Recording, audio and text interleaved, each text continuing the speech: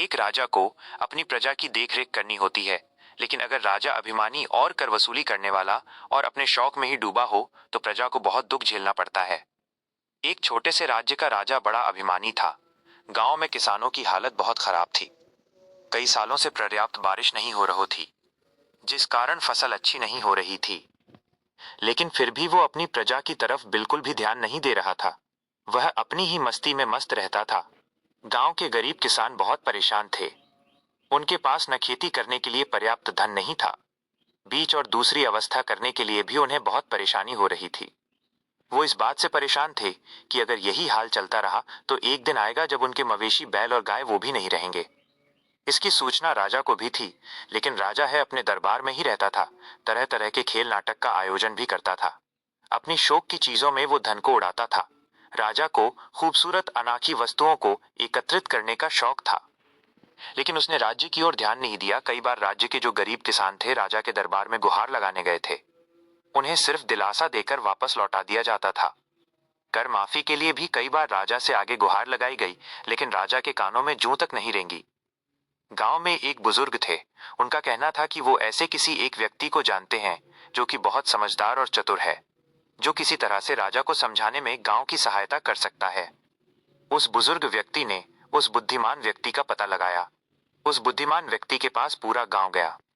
बुजुर्ग ने अपनी सारी आपबीती और गांव की सारी परेशानी को उस चतुर आदमी के सामने रखा और कहा कि आप किसी तरह से हमारी मदद कर सकते हैं। राजा हमारी एक भी बात सुनने को तैयार नहीं है। राजा हमें उपयुक्त धन देना तो दूर, हमारा कर भी माफ नहीं कर रहा है। बुद्धिमान व्यक्ति ने गांव की हालत को देखते हुए और किसानों के मुरझाए हुए चेहरे को देखते हुए कहा कि जरूर, मैं तुम्हारे साथ में जाना चाहूंगा और तुम्हारी मदद करूंगा। वो व्यक्ति गांव में आया और राजा से मिलने की इच्छा जाहिर की। राजा ने पहली बार उससे मिलने से मना कर दिया। उसे पता चल गया था कि राजा को अनोखी और अनमोल वस्तुओं को संग्रह करने का शौक है। फिर उसने ऐसे ही 2-3 बार आग्रह करने पर राजा ने उससे मिलने के लिए तैयार हुआ। जैसे ही वो व्यक्ति राजा के सामने दरबार में आया तो राजा ने कहा कि क्या कहना चाहते हो, कहो। किसी की कोई समस्या लेकर आए हो तो उसके लिए मैं कुछ नहीं कर सकता। बरसात और सूखा, इन पर मेरा कोई वश नहीं चलता है। उस व्यक्ति ने कहा कि नहीं महाराज, मैं यहाँ पर उनके लिए नहीं आया, मैं तो आपसे मिलने आया हूँ। आपकी प्रतिभा का बड़ा सुना है। आपको ऐसी वस्तुओं को शौक है जो अनमोल और भिन्न हो, जो इस संसार में कम पाई जाती है, ये भी मुझे ज्ञात है। राजा अपनी प्रशंसा सुनकर खुश हुआ। उसने कहा कि हाँ बताओ, तुम क्या लेकर आए हो। उस बुद्धिमान व्यक्ति ने कहा कि मेरे पास एक ऐसी कला है जिससे मैं एक ऐसी वस्तु का निर्माण कर सकता हूँ जो दिखने में ना सिर्फ खूबसूरत होगी बल्कि अनमोल भी होगी। इस संसार में अभी तक किसी के पास नहीं है, जिसे आपके दरबार में मैं लाना चाहता हूँ। राजा यह सुनकर बहुत खुश हुआ। उसने कहा कि कहाँ है वो वस्तु, तुमने उसका ऐसा वर्णन करके मेरी जिज्ञासा को बढ़ा दिया है। व्यक्ति ने कहा कि उनके निर्माण का ज्ञान उसे एक सिद्ध पुरुष ने बताया था, लेकिन मैं उसका निर्माण नहीं कर सका। राजा ने कहा कि क्यों नहीं कर पाए। व्यक्ति ने जवाब दिया, उसके लिए मेरे पास धन नहीं है।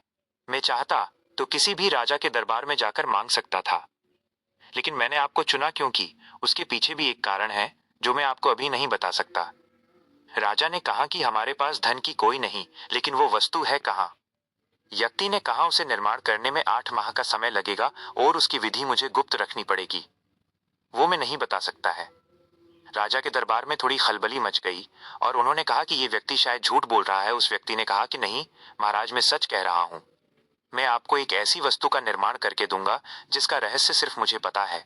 वो आज तक इस संसार में न कोई बना पाया है, न कोई बना पाएगा, और वो सिर्फ आपके दरबार में होगी। 8 महीने के प्रयास से मैं उसे ला सकता हूँ। दरबार में उपस्थित मंत्री गण क्रोधित होकर बोले कि क्यों व्यर्थ की बात करके हमें मूर्ख बना रहे हो, तुम ठग हो। सभी के विरोध के बाद में व्यक्ति चुपचाप उनकी बातें सुनता रहा और मंद मंद मुस्कुराता रहा। उसकी मुस्कान और आत्मविश्वास को राजा देख रहा था।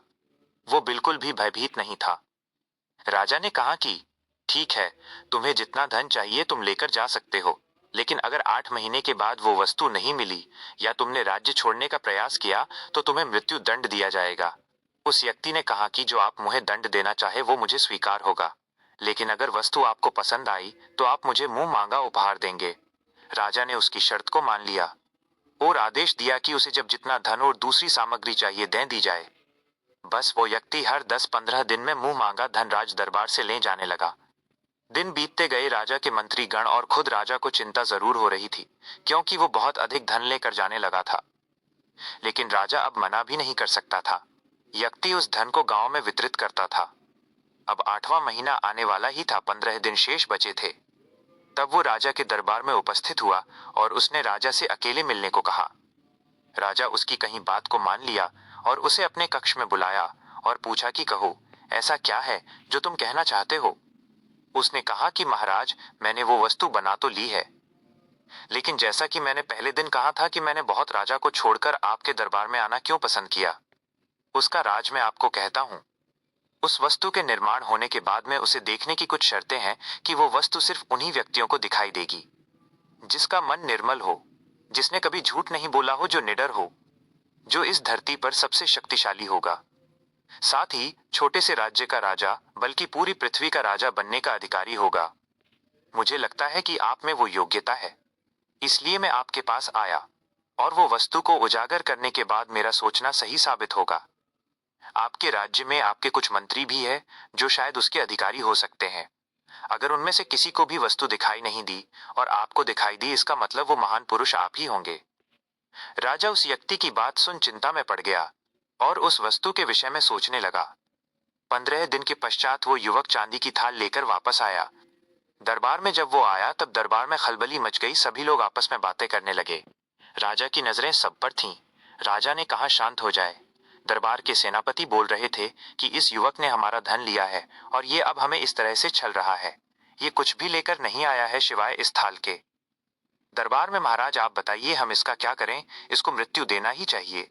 युवक मुस्कुरा रहा था और राजा की तरफ देख रहा था। राजा कुछ बोल नहीं पा रहा था और तब राजा को युवक की बोली हुई वो बातें याद आ रही थीं। राजा को भी उस थाल में कुछ दिखाई नहीं दे रहा था। कुछ देर बाद राजा अपने सिंहासन से उठकर आया और उस व्यक्ति के सामने जाकर बोला, बहुत ही अद्भुत, वाह, ऐसा मैंने पहले नहीं देखा। वो व्यक्ति बोला कि आप ही है इसके और इस धरा के अधिकारी, सबसे शक्तिशाली हैं। कृपया इसे ग्रहण करें और मुझे आज्ञा दें। राजा ने उसे खुश होकर उसे और धन दे दिया। वो धन ले जाकर उसने फिर से उन किसानों को दे दिया। किसानों को उस धन से बहुत सहायता हुई जो उसने 8 महीने के समय में दिए थे। साथ ही कुछ सालों का सूखा इस बार टूट गया और फसल भी ठीक हुई। इस तरह एक समझदार युवक राजा को सबक सिखाया।